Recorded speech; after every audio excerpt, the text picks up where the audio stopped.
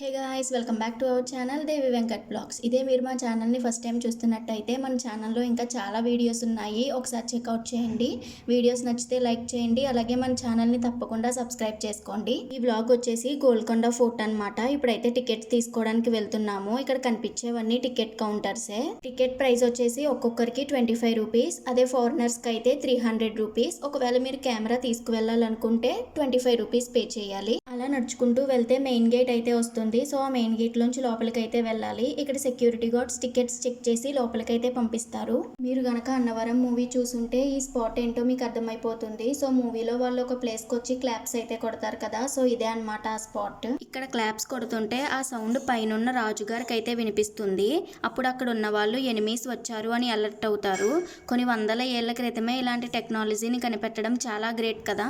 ఈ గోల్కొండకి ఓన్ వెహికల్లో అయినా రావచ్చు, లేదంటే ఆటో ఆర్ క్యాబ్ బుక్ చేసుకుని రావచ్చు. సో మేమైతే క్యాబ్ బుక్ చేసుకుని వచ్చాము. లోపలికి ఎంటర్ కాగానే ఇక్కడ ఒక షాప్ అయితే ఉందన్నమాట. ఈ షాప్ లో cool drinks, water bottles, ice creams అవన్నీ అమ్ముతున్నారు. ఇక్కడైతే ఫోన్ పే, గూగుల్ పే ఎలో లేదు, ఓన్లీ క్యాష్ మాత్రమే తీసుకుంటున్నారు. మేబీ నెట్వర్క్ ఇష్యూ వల్ల అనుకుంటా. టికెట్ కౌంటర్ దగ్గర కూడా అంతే, ఫోన్ పే అయితే ఎలో లేదు, ఓన్లీ క్యాష్ మాత్రమే తీసుకున్నారు. సో ఈ గోల్కొండకు వెళ్ళినప్పుడు క్యాష్ క్యారీ చేయడం చాలా బెటర్.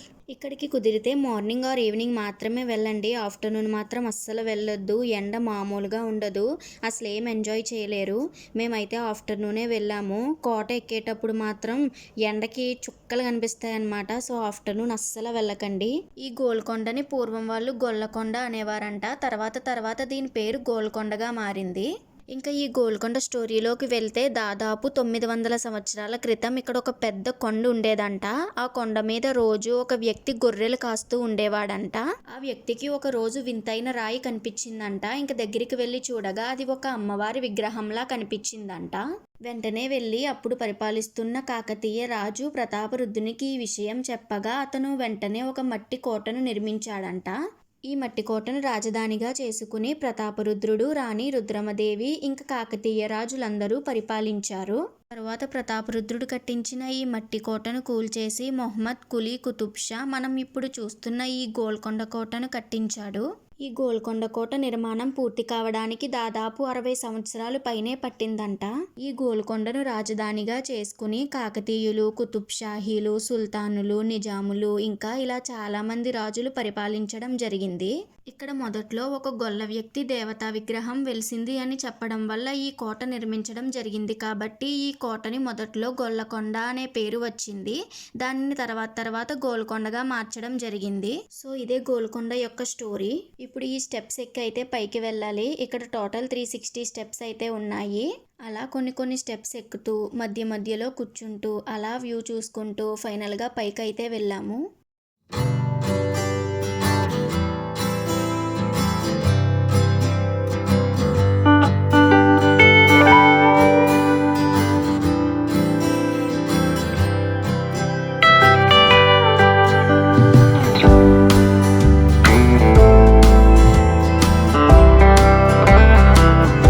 స్టెప్స్ అన్ని కంప్లీట్ చేసుకుని పైకి వస్తే ఇక్కడ ఒక అమ్మవారి గుడి అయితే ఉంటుంది.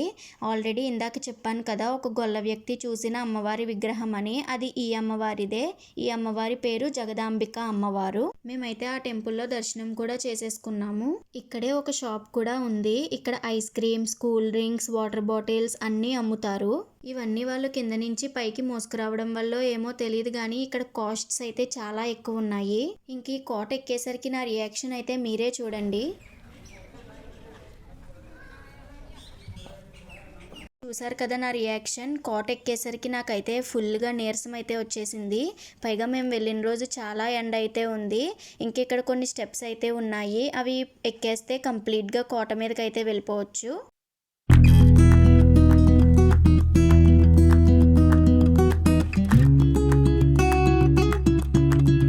ఫైనల్లీ కోటపైకి అయితే వచ్చేసాము. ఇంకిక్కడి నుంచి చూస్తుంటే హైదరాబాద్ మొత్తం కనిపిస్తుంది. వ్యూ అయితే చాలా బాగుంది ఇక్కడ నుంచి.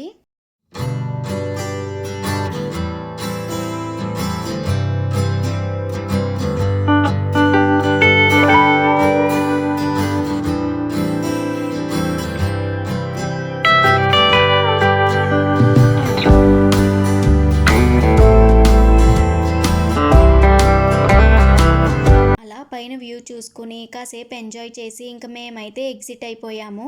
That's it for this video guys. ఈ వీడియో కనుక మీకు నచ్చినట్టయితే లైక్ చేయండి, షేర్ చేయండి, కామెంట్ చేయండి. అలాగే మన ఛానల్ని తప్పకుండా సబ్స్క్రైబ్ చేసుకోండి.